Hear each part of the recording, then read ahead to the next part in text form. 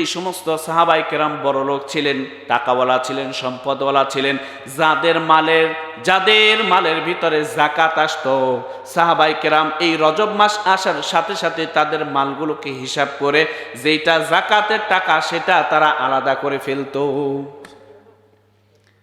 রজব মাসের ভিতরে তারা তাদের মালগুলোকে আলাদা করে ফেলতো। কেন? কারণ কি? কারণ হলো রজব মাসে যখন তার মালটাকে সে পরিপূর্ণভাবে হিসাব করে ফেলবে, মালটাকে যখন পরিপূর্ণ হিসাব করে যাকাতটাকে যখন আলাদা করে ফেলবে, তখন সে তার পরিপূর্ণ মালের হক অর্থাৎ যাকাতটাকে সে সঠিকভাবে আদায় করতে পারবে। এমনকি রমজানের শুরু থেকেই সে প্রথম দিন থেকেই সে যাকাত দিতে পারবে। কথা বলেন ঠিক কি না? আর কি হবে? লাভটা কি হবে? আল্লাহর রাসূল বলেন, যদি কেউ অন্য সময় 1 টাকা যদি দান করে তাহলে 1 টাকার বিনিময়ে 10 টাকা সওয়াব দেওয়া হয়। আল্লাহ তাআলা কোরআনের ভিতরে বলেন, যদি কোনো বান্দা একটা নেক আমল করে, 1টা টাকা দান করে, 1 টাকার বিনিময়ে 10 টাকা সদকা করার সওয়াব তার আমলনামায় দেওয়া হয়। এই হাদিসের মধ্যে, এই কোরআনের আয়াতের ভিতরে আল্লাহ তাআলা বলেন, মান জাআ বিল হাসানাতি ফালাহু আশরু আমসালিহা। যদি কোনো ব্যক্তি 1টা নেক আমল করে, এর বিনিময়ে 10টা নেকি দান করা হয়, তাহলে সে অন্য সময় 1 টাকা দান করার কারণে 10 টাকার সওয়াব পাইতো। আর রমজান মাসে যদি কোনো বান্দা 1 টাকা দান করে তাহলে 70 টাকা দান করার সওয়াব পেয়ে যায়। তাহলে তখন যদি ওই যে অন্য সময় 10 টাকা সদকা করার সওয়াব পাইতো, এবার যদি 10 টাকা দিয়ে যদি আপনি 70-এর সাথে যদি গুণ দেন, তাহলে 70 10-এ 700 হয়। অর্থাৎ রমজান মাসে 1 টাকা দান করলে 700 টাকা দান করার সওয়াব তার আমলনামায় এসে যায়। আল্লাহ তাআলা পবিত্র কোরআনে সেই কথাটা স্পষ্ট করে জানিয়ে দিয়েছেন, হে পৃথিবীর মানুষ, তোমরা শোনো, ইয়াউমা ইয়াফিরুল মারউ মিন আখি ওয়া উম্মিহি ওয়া আবি ওয়া সাহিবাতিহি ওয়া বানি। আল্লাহ তাআলা বলেন, হে পৃথিবীর মানুষ, কিয়ামতের দিন এমন একটা বিভীষিকাময় অবস্থা তৈরি হবে, এমন একটা পরিস্থিতি তৈরি হবে, যেই পরিস্থিতি দেখার পরে প্রতিটা মানুষ ঘাবড়িয়ে যাবে। প্রতিটা মানুষ শুধু দৌড়াইতে থাকবে, কেমনে এই বিপদ, এই মুসিবত, এই অবস্থা থেকে বাঁচা যায়। সেই জন্য সে একেবারে মানুষ পাগল পারা হয়ে যাবে, পঙ্গপালের মতো সে দৌড়াইতে থাকবে। এত পরিমাণ স্পিডে সে দৌড়াবে যে তার চোখের সামনে কে আছে এইটা সে আর দেখতে পাবে না। শুধু চিন্তা করবে, কোথায় গেলে আমি নাজাত পাবো, কোথায় গেলে আশ্রয় পাবো, কোথায় গেলে আমার মুক্তি মিলবে, কোথায় গেলে এই আযাব আর মুসিবত থেকে আমি বাঁচতে পারবো। এইভাবে যখন সে ছুটাছুটি করতে থাকবে, দৌড়াইতে থাকবে, সেই সময় যদি চোখের সামনে যদি মাও পড়ে, তাকেও চিনবে না, বাবাকেও চিনবে না, ভাইকেও চিনবে না, স্ত্রীও চিনবে না, সন্তানও চিনবে না, কেউ কাউকে চিনবে না, সবাই যার যার মতো সেই পালাইতে থাকবে। ইয়াউমা ইয়াফিরুল মারউ মিন আখি, সেদিন মানুষ ভাগতে থাকবে তার ভাইয়ের কাছ থেকে, অর্থাৎ তার ভাইকে সে আর সেদিন চিনবে না। অথচ দুনিয়াতে এই ভাইটা সব চাইতে কাছের ছিল, যদিও নাকি অন্যের সাথে আমার মারামারি, কাটাকাটি, ফাটাফাটি যতই হোক না কেন, আমার ভাইয়ের সাথে যতই মারামারি, কাটাকাটি যাই কিছু হোক না কেন, যখন আমার অন্যের কারোর সাথে যখন মারামারি কিংবা কোনো শত্রুতাই শুরু হয়েছে, তখন এই ভাই দাঁড়ায় যায়, আরে এত বড় সাহস, এত বড় স্পর্ধা, আমার ভাইকে সে মাইরা সে নিজে চুপ করে থাকবে, নিরাপদে থাকবে, এটা কখনো হতে পারে না। কথা বলেন ঠিক কিনা? আমার ভাই যদি আমার জানেরও দুশমন হয়, প্রাণেরও দুশমন হয়, যেই ভাই বছরের পর বছর কথা বলে না, যেই ভাই নিজেও আমার সাথে শত্রুতায় পোষণ করে, কিন্তু সেই ভাইটাও এক সময় আমি যদি বিপদে পড়ে যাই, ওই ভাই আমার পাশে দাঁড়ায় কি দাঁড়ায় না? অবশ্যই দাঁড়ায়। কিন্তু আল্লাহ তাআলা বান্দাকে হুঁশিয়ার করে জানায় দেয়, এ বান্দা, কিয়ামতের বিভীষিকাময় অবস্থা, কিয়ামতের এমন একটা অবস্থা তৈরি হবে যেই সময় সে ওই বিভীষিকাময় অবস্থা থেকে বাঁচার জন্য ভাই যখন আইসা বলবে, ভাই রে আমি আর তুমি তো একই মায়ের পেটের সন্তান ছিলাম, দুনিয়াতে তোমার সাথে আমার কত মহব্বত ছিল, ভালোবাসা ছিল, তোমার পাশে গিয়ে আমি দাঁড়িয়েছি, ও ভাই আজকে আমি বিপদে পড়েছি, আজকে আমি মুসিবতের মধ্যে পড়েছি, ভাই রে আজকে আমাকে একটু সাহায্য করো, সহযোগিতা করো।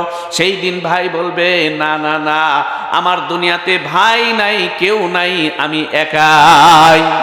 ইয়াউমা ইয়াফিরুল মারউ মিন আখি ওয়া সাহিবাতিহি ওয়া বানি, ইয়াউমা ইয়াফিরুল মারউ মিন আখি ওয়া উম্মিহি ওয়া আবি, তার মা এবং তার বাবার কাছ থেকেও সে পলায়ন করবে। অর্থাৎ মা এবং বাবাও যদি আইসা বলে, এ সন্তান, মা যদি বলে, সন্তান রে তোকে মানুষ করবার জন্য কতই না কষ্ট করলাম, কত আমি কষ্ট করলাম, 10 মাস 10 দিন তোকে গর্ভধারণ করেছি, পেটের মধ্যে তোকে রেখেছি, যার কারণে রাতের মধ্যে ঘুম হয় নাই, অনেক সময় ঘুমাইতে পারি নাই, অনেক সময় যাই মাত্র সবে মাত্র চোখে হালকা ঘুম আসছে, পেটের ভিতরে যখন লাথি মেরেছ তখন আর চোখের ঘুম সব হারাম হয়ে গেছে। এ সন্তান 10 মাস 10 দিন তোরে বুকের পেটের ভিতরে রাখলাম, এরপরে দুনিয়াতে আসার সময় যেই পরিমাণ কষ্ট, পৃথিবীর সমস্ত কষ্টকে যদি এক পাল্লায় রাখা হয়, আর সন্তান যখন দুনিয়াতে ভূমিষ্ঠ হয়, ওই সময়কার একটা সেকেন্ডের ব্যথা, একটা সেকেন্ডের দুঃখ আর কষ্ট সারা পৃথিবীর সমস্ত দুঃখ কষ্টর চাইতেও বেশি। এ সন্তান, এতটা আমি কষ্ট সহ্য করে তোকে দুনিয়াতে নিয়ে আসছি, দুনিয়ার আলো বাতাস দেখিয়েছি, শুধু তাই না রে সন্তান, এরপরে আমি তোকে কত কষ্ট করে, আদর করে, যত্ন করে, কত রাত বেরাত তোকে আরামের ভিতরে রাখার জন্য আমি নিজে কষ্ট করেছি। এই যে শীতের কনকনা শীতের রাত, এই রাতের ভিতরে মা তার সন্তানকে কি পরিমাণ মহব্বত করে আর কি পরিমাণ ভালোবাসে। যখন সন্তান পেশাব করে দেয়, ওই সন্তানের যখন কাপড় চোপড় ভিজে যায়, তখন মা ওই ল্যাপের ভিতর থেকে, কম্বলের ভিতর থেকে তাড়াতাড়ি লাফায়া ওঠে, আরে আমার সন্তান দেখি পেশাব করে দিয়েছে, পানির ভিতরে শুয়ে আছে, পেশাবের মধ্যে শুয়ে আছে, তার ঠান্ডা লেগে যাবে, তার কষ্ট হবে, সেই কারণে মা সে বারবার ওই সন্তানের কাপড়গুলোকে পাল্টায়া দেয়। কথা বলেন ঠিক না ঠিক? মা বারবার কাপড়গুলোকে পাল্টায়া দেয়। অনেক সময় দেখা যায় এমন হয়, মা ওই বিছানার ভিতরে যেখানে পেশাব করেছে ওই ভেজা জায়গার ভিতরে শুয়ে থাকে, সন্তানকে বুকের মধ্যে এমন ভাবে রাখে যাতে করে ওই সন্তানের কোনো প্রকারের যেন কোনো কষ্ট না হয়। যেই মা এমন সুন্দর করে সন্তানকে আদর করে, যত্ন করে, লালন পালন করে, এই সন্তানকে কেউ যদি আঘাত করতে চায়, মায়ের সামনে সন্তানকে কোনো ব্যক্তি যদি আঘাত করে, মা এটা সহ্য করতে পারে না, ঠিক কিনা? আপনি যত বড়ই হন না কেন, আপনার সন্তান যদি আপনাকে আপনার মায়ের সামনে যদি একটা থাবড় দেয়, একটা চড় দেয়, কিংবা যদি একটা কিল বা ঘুষি মারে, মা তখন ডাক দিয়ে বলে, এই তুই আমার সন্তানকে কেন মারলি? কথা বলেন ঠিক কিনা? তাহলে যেই মা তার সন্তানের জন্য এত পরিমাণ কষ্ট করে, এত পরিমাণ সন্তানের জন্য নিজের জীবনকে উৎসর্গ করে, সেই মাও যখন নাকি সন্তানের কাছে আইসা বলবে, সন্তান রে আমি একটা সওয়াবের কারণে আটকে গেছি, আজকের এই বিভীষিকাময় অবস্থা থেকে যদি আমি আমাকে বাঁচাইতে চাই, তাহলে আমার একটা সওয়াবের দরকার, সন্তান রে আমাকে একটা সওয়াব দে। কিন্তু ওই সন্তান তখন আর মাকে চিনবে না, তখন সে তার মা থেকে সে পলায়ন করে চলে যাবে। ইয়াউমা ইয়াফিরুল মারউ মিন আখি ওয়া উম্মিহি, তার মা থেকে সে পলায় যাবে, ওয়া আবি, এবং তার বাবাকেও সে চিনবে না, ওয়া সাহিবাতিহি, এবং তার কলিজার টুকরা স্ত্রী, যেই স্ত্রীর জন্য সে ঘর ছাড়লো, বাড়ি ছাড়লো, সব কিছু, বাবা মা সব কিছু কি করেছে, তাকে অনেক সময় ত্যায্য পুত্র করে স্ত্রীর জন্য। বলে তুমি যদি এই বিবিকে নিয়ে থাকো তাহলে আমার বাড়িতে থাকতে পারবা না। বলে ঠিক আছে, তাতেও আমি রাজি আছি, কিন্তু বিবি ছাড়তে রাজি নাই। এমন আছে না নাই? তাহলে যেই বিবির কারণে ওই সন্তান ঘর ছেড়ে দেয়, মা বাবার সাথে সম্পর্ক বন্ধ করে দেয়, সন্তান কি করে, সে কোথায় যাবে, কি করবে, কত কষ্ট করে, কত ধরনের মুসিবতের ভিতরে পড়ে, তবুও বিবি ছাড়ে না। অথচ এই বিবিটাও কিয়ামতের দিন যখন আইসা বলবে, স্বামী রে আমি এত মুসিবতের ভিতরে পড়েছি, আমাকে একটা সওয়াব দাও, ওই স্বামী তখন তার কাছ থেকে পলায়া চলে যাবে আর অস্বীকার করে বলবে, আমি দুনিয়াতে কোনো বিবাহ শাদী করি নাই। আরে দুনিয়াতে বিয়েই তো করি নাই, আমার স্ত্রী আসবে কোথা থেকে? ওয়াসাহিবাতিহি ওয়া বানি, এই সবাই হলো মানুষের খুব কাছের মানুষ। প্রত্যেকটি এই যে যেই কথাগুলো বললাম, ভাই, মা, বাবা, স্ত্রী, সন্তান, এগুলো সব হলো প্রত্যেকটি মানুষের জন্য খুব কাছের, এবং তাদের কাছে মনের ভাব প্রকাশ করা যায়। মনের যত যন্ত্রণা আছে, মনের যত কষ্ট আছে, সবগুলো তাদের কাছে বিলানো যায়, তাদের সাথে শেয়ার করা যায়। কথা বলেন ঠিক কি না?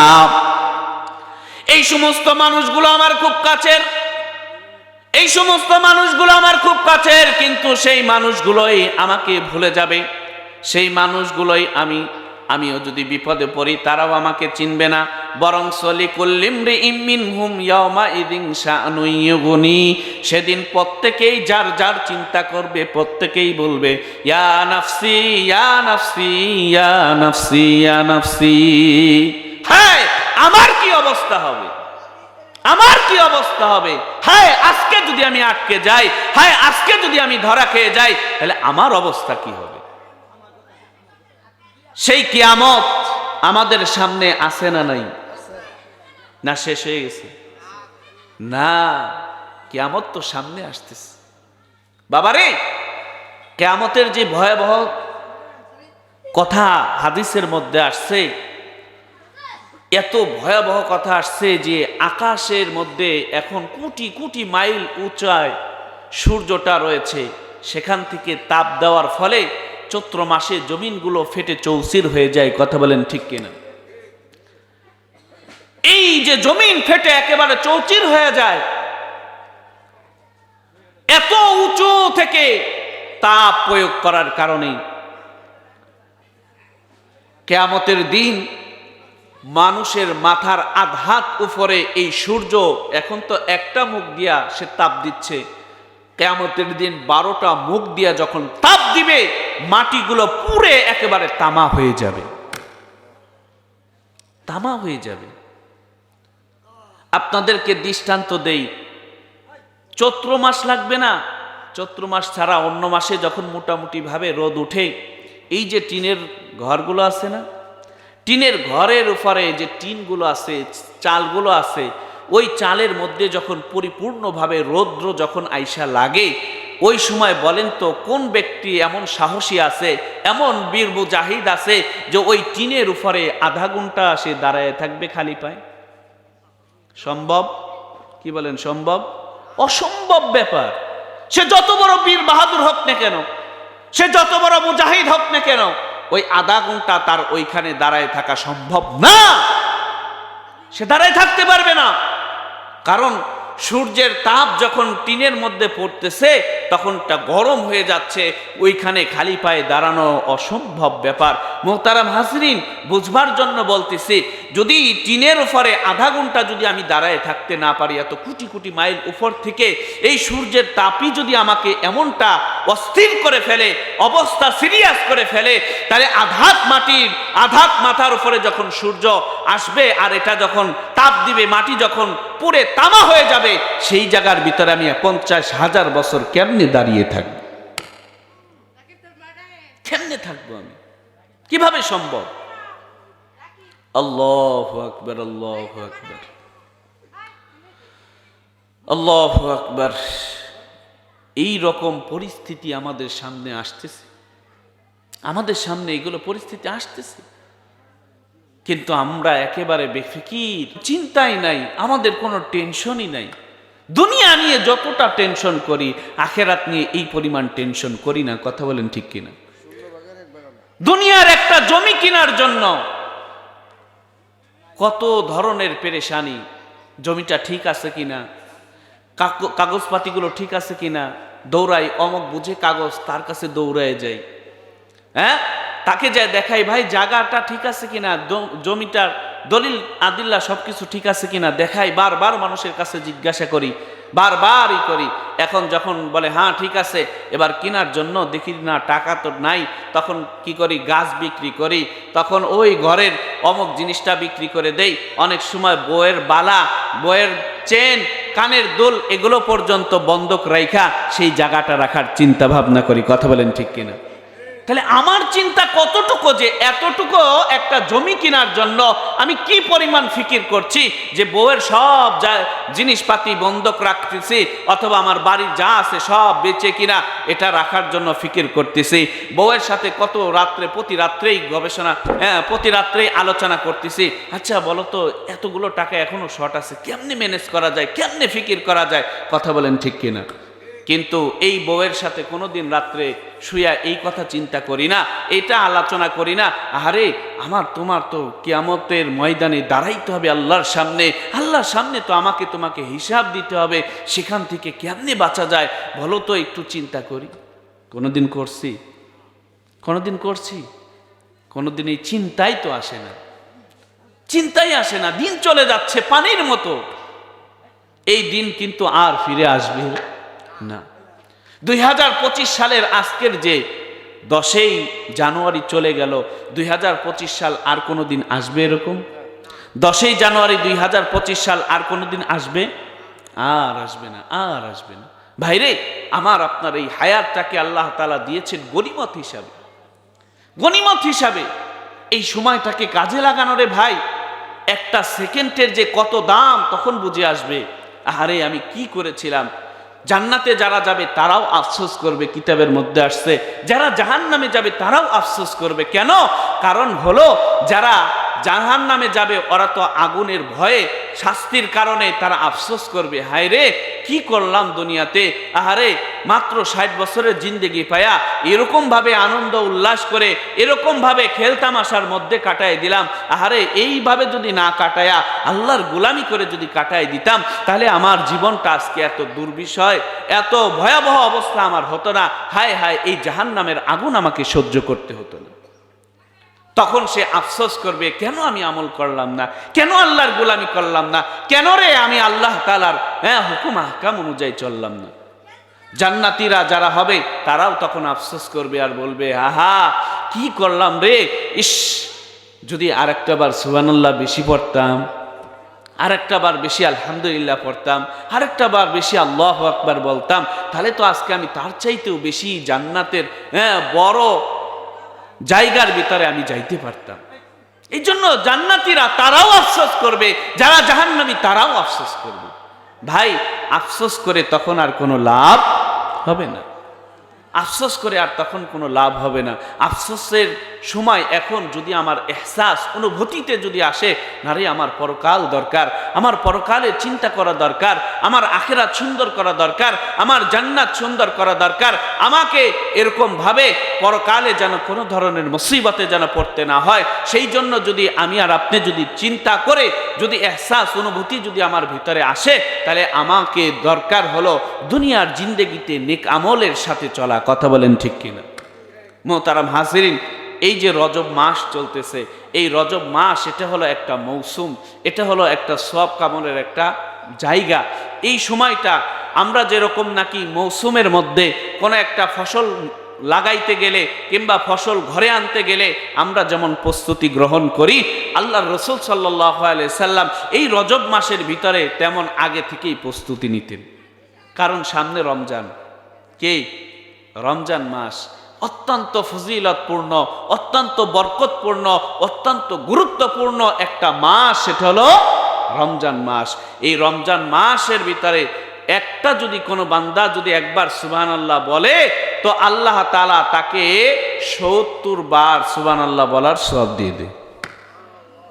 আর একবার সুবহানাল্লাহর মেকদার কতটুকু, পরিমাণ কতটুকু? হাদিসের মধ্যে আসছে আল্লাহ রাসূল বলেন যে একবার যদি কোনো বান্দা যদি সুবহানাল্লাহ বলে, তাহলে পুরা অর্ধ পৃথিবী পরিমাণ জায়গা তার নেকি দ্বারা, তার আমল নামায় নেকি লেখা হইতে থাকে।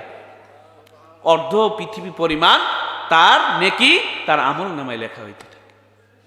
এখন সুবহানাল্লাহর দাম বুঝে আসে না, কিন্তু মরার পরে সুবহানাল্লাহর দাম বুঝে আসবে। শাইখুল হাদিস আল্লামা জাকারিয়া সাহেব রহমতুল্লাহি আলাই তিনি কিতাবের মধ্যে লিখছেন, এক বুজুর্গ রাস্তা দিয়ে যাচ্ছে, তো রাস্তা দিয়ে যখন যাইতেছে, যাইতে যাইতে শুনে যে কবর থেকে এক ব্যক্তি কোরআন তেলাওয়াত করতেছে, কোরআন তেলাওয়াত করতেছে।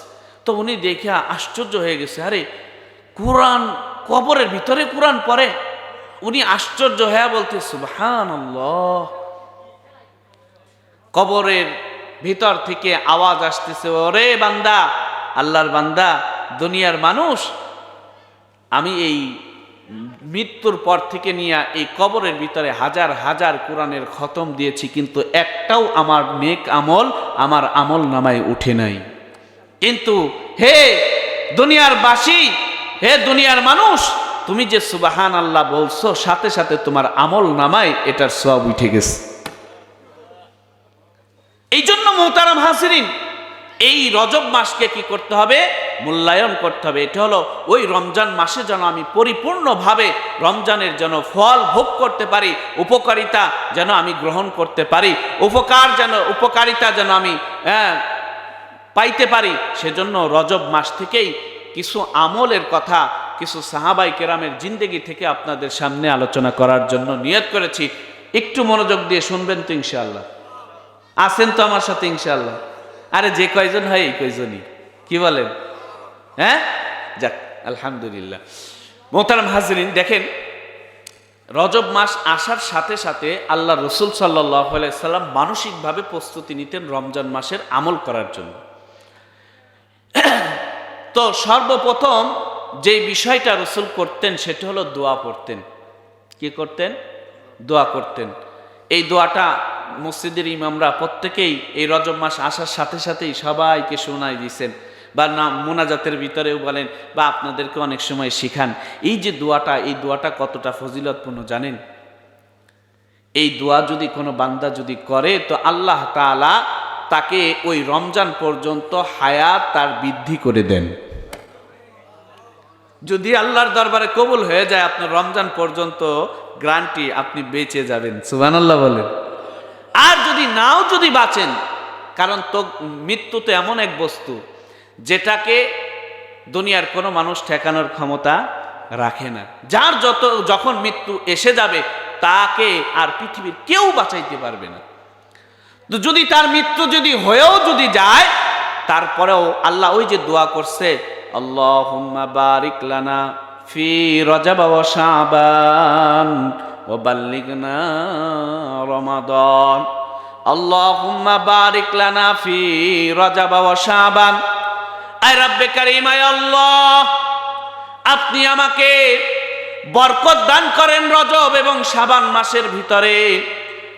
অর্থনৈতিকভাবে আমাকে স্বাবলম্বী করেন, মানসিকভাবে আমাকে স্বাবলম্বী করেন।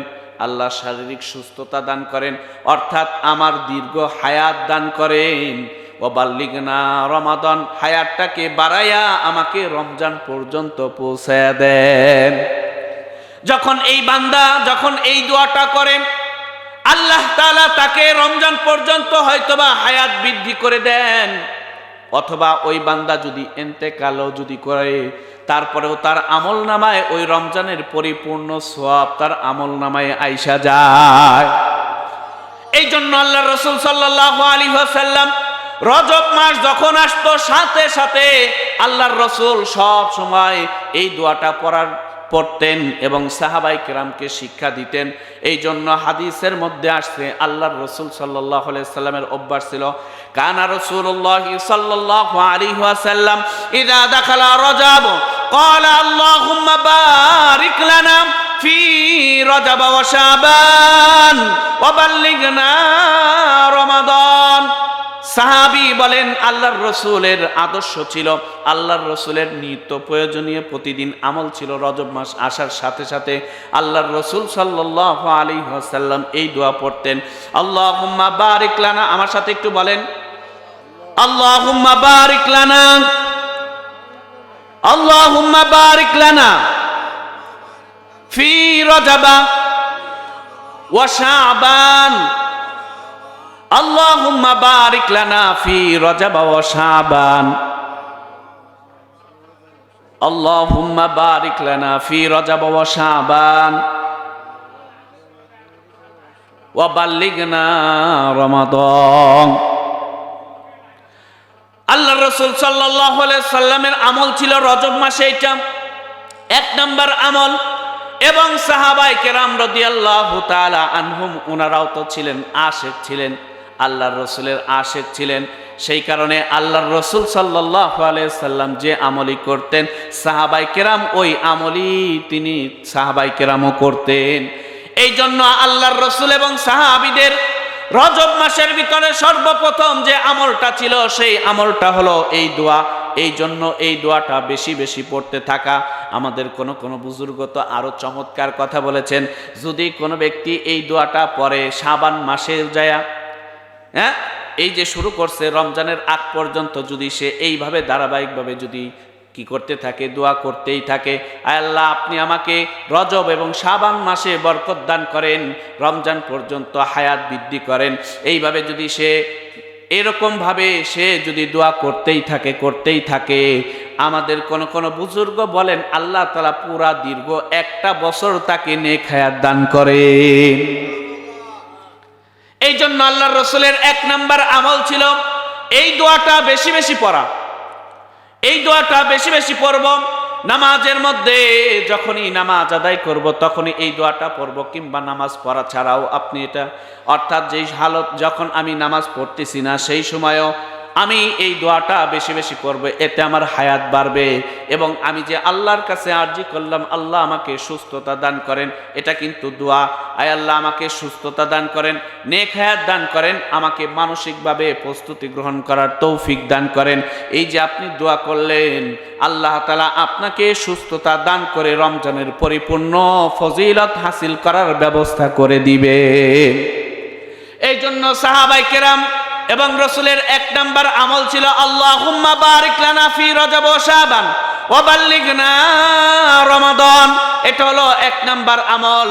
নাম্বার দুই নাম্বার আমল রজব মাসের ভিতরে সাহাবায়ে কেরাম এবং আল্লাহর রসুল যে আমলটা করতেন তার ভিতরে দ্বিতীয় নাম্বার আমল হলো প্রত্যেকের জন্য যেই সমস্ত সাহাবায়ে কেরাম বড় লোক ছিলেন, টাকাওয়ালা ছিলেন, সম্পদওয়ালা ছিলেন, যাদের মালের ভিতরে যাকাত আসতো, সাহাবায়ে কেরাম এই রজব মাস আসার সাথে সাথে তাদের মালগুলোকে হিসাব করে যেটা যাকাতের টাকা সেটা তারা আলাদা করে ফেলতো। রজব মাসের ভিতরে তারা তাদের মালগুলোকে আলাদা করে ফেলতো।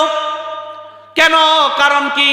কারণ হলো রজব মাসে যখন তার মালটাকে সে পরিপূর্ণভাবে হিসাব করে ফেলবে, মালটাকে যখন পরিপূর্ণ হিসাব করে জাকাতটাকে যখন আলাদা করে ফেলবে, তখন সে তার পরিপূর্ণ মালের হক অর্থাৎ জাকাতটাকে সে সঠিকভাবে আদায় করতে পারবে। এমনকি রমজানের শুরু থেকেই সে প্রথম দিন থেকেই সে জাকাত দিতে পারবে। কথা বলেন ঠিক কি না? আর কি হবে? লাভটা কি হবে? আল্লাহর রাসূল বলেন, যদি কেউ অন্য সময় 1 টাকা যদি দান করে তাহলে 1 টাকার বিনিময়ে 10 টাকা সওয়াব দেওয়া হয়। আল্লাহ তাআলা কোরআনের ভিতরে বলেন, যদি কোনো বান্দা একটা নেক আমল করে, 1 টাকা দান করে, 1 টাকার বিনিময়ে 10 টাকা সদকা করার সওয়াব তার আমলনামায় দেওয়া হয়। এই যে এই হাদিসের মধ্যে এই কোরআনের আয়াতের ভিতরে আল্লাহ তাআলা বলেন, মান জাআ বিল হাসানাতি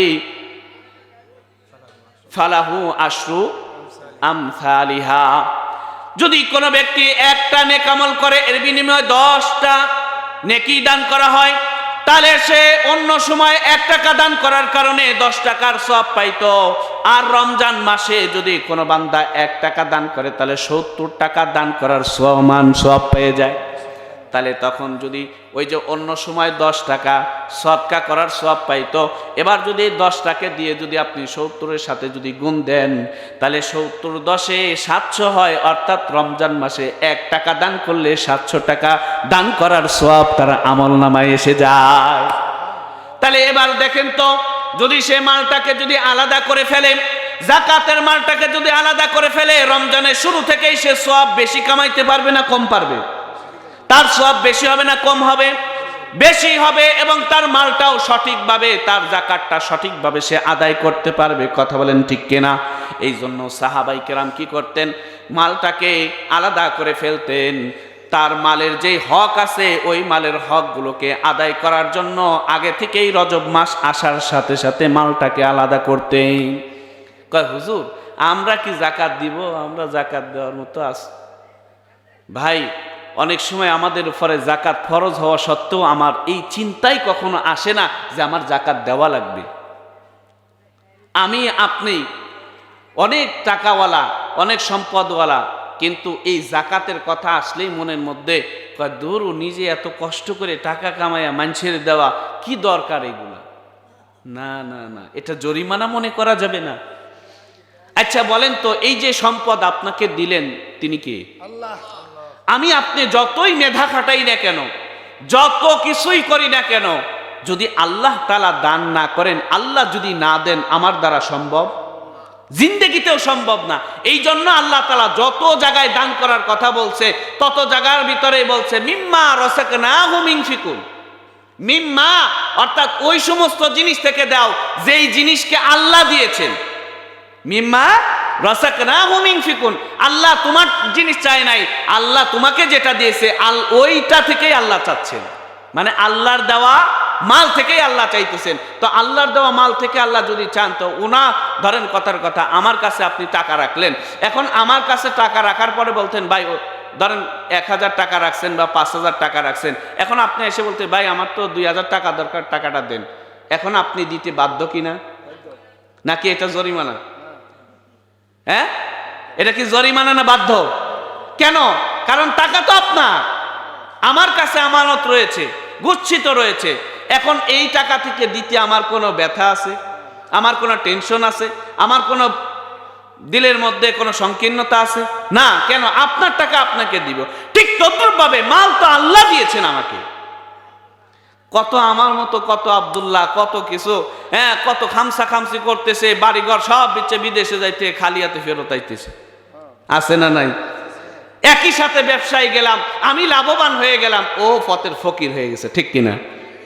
একসাথেই ক্ষেত করলাম, আমার ক্ষেতটা অনেক ভালো হলো, কিন্তু তার ক্ষেতের মধ্যে কোনো আলাই নেই, বালাই নেই, ফসলই নাই। এটা দেন কে? এটা দেন কে? তাহলে আল্লাহর দেওয়া সম্পদ থেকে আল্লাহর রাস্তায় ব্যয় করা, তা আমার এত জরিমানা মনে হয় কেন? এত মনে বাজে কেন? এত কষ্ট লাগে কেন? যদি কষ্ট লাগে তাহলে বুঝতে হবে দুনিয়া আমার অন্তরের ভিতরে ঢুকে গেছে, আমার অন্তরের ভিতরে দুনিয়া ঢুকে গেছে। যদি এমন অবস্থা যদি হয়, তাহলে আমার জন্য সামনে মুসিবত, বিপদ, ভয়াবহ অবস্থা আমার জন্য সামনে অপেক্ষা করতেছে। এই জন্য যাকাতকে কখনো জরিমানা মনে করতে যাই।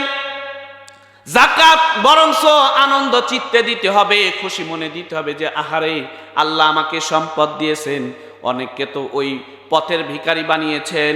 ওই রেল স্টেশনের ভিতরে গেলে দেখা যায় কত মানুষ এই যে কনকনা শীতের ভিতরেও সে তার বাড়ি নাই, ঘর নাই, কিছু নাই। আমি আর আপনি তাও তো একটা ঘরের ভিতরে যেভাবেই হোক শুয়ে থাকতে পারতেছি, কিন্তু তার জন্য সেই ঘরটাও নাই। কথা বলেন ঠিক না বেঠিক? আমি নিজে আমার নিজের অভিজ্ঞতা থেকে বলছি, আমি যখন চট্টগ্রাম হাটাজারিতে যখন পড়ি, সেখানে যখন মাদ্রাসা যখন বন্ধ হয়, তখন আমি বাড়িতে আসতেছিলাম। ঢাকা যখন তেজগাঁয়ে আসলাম, ট্রেনে করে আসতেছিলাম। যখন তেজগাঁর মধ্যে আসার পরে তেজগাঁ স্টেশনের একদম পাশে, স্টেশনের ভিতরেও না, বাহিরে কিছু রেল লাইনের যেই ইয়াগুলো আছে, রেল লাইনের যেই লোহাগুলো রাখছে, অনেকগুলো লোহা লাগছে, সেই জায়গার ভিতরে দেখি যে একটা ফ্যামিলি, মাত্র নিচে একটা লুঙ্গি বিছানো, এটার উপরে একটা লুঙ্গি, মাঝখানে তার ফ্যামিলি নিয়ে ওই কনকনা শীতের ভিতরে শুয়ে রয়েছে। অবস্থা দেখছেন? আমি দেখে আমার চোখ দিয়ে একদম পানি বের হয়ে গেছে। আমি সাথে সাথে শুকরিয়া আদায় করা শুরু করছি, আলহামদুলিল্লাহ, আল্লাহ তুমি আমার কত ভালো রাখছো। আমার গায়ের মধ্যে পোশাক আছে, আমি শীত কেমন বুঝতেছি না। ওই লোকটারা কি অবস্থা, আহারে একেবারে ওই দিন এমন কুয়াশা যে বৃষ্টির মতো ফোটায় ফোটায় পড়তেছে। এই জায়গার ভিতরে এমনিতেই তো লোহা ঠান্ডা, এর মধ্যে সামান্য একটা লুঙ্গি নিচে বিছানো, উপরে একটা লুঙ্গি, আর মাঝখানে তারা একেবারে ফ্যামিলি নিয়ে বাচ্চা কাচ্চা নিয়ে ওইটার ভিতরে শুয়ে দিস। আহা, আমাকে আপনাকে যদি ওই জায়গার লোক বানাইতো, পারতেন কিনা? পারতেন কিনা? কিন্তু আল্লাহ তো আমাকে তা বানান নাই। আল্লাহ আমাকে সম্পদ দিয়েছেন, আমাকে ইজ্জত দান করেছেন, সম্মানিত করেছেন। সমাজের ভিতরে সবাই আমাকে বলে অমুক লোক ধনী লোক, অমুক লোক সম্পদওয়ালা, সবাই আমাকে বলে। তো এটা তো আমার জন্য আনন্দ। তা আনন্দ চিত্তে না জাকাত আদায় করা দরকার, কথা বলেন ঠিক কিনা? কিন্তু আমরা এটাকে জরিমানা মনে করি, যার কারণে আমাদের সম্পদ থেকে আমরা জাকাতকে বের করতে গেলে মনে হয় যেন আমার কলিজা বের করে ফেলতেছে। সঠিকভাবে আমরা মালের জাকাত আদায় করি না, যার কারণে আমাদের অনেক বিপদ মুসিবত আমাদের উপরে আইসা যায়। মোহতারাম হাজরিন, যদি জাকাত যদি কেউ আদায় না করে, মালের যে হক রয়েছে, মালটা হলো এটা পবিত্র হালাল জিনিস। যখন নাকি ওই মালের যখন হক আদায় করা হয় না, জাকাত যখন আদায় করা হয় না, তখন ওই যেই পরিমাণ জাকাত আসে ওই পরিমাণ এটার মালিক আমি না। যদিও বাহ্যিক সুরতে আমার মালের সাথেই থাকে, কিন্তু এটার মালিক আমি না, এটার মালিক হলো গরিব মিসকিন।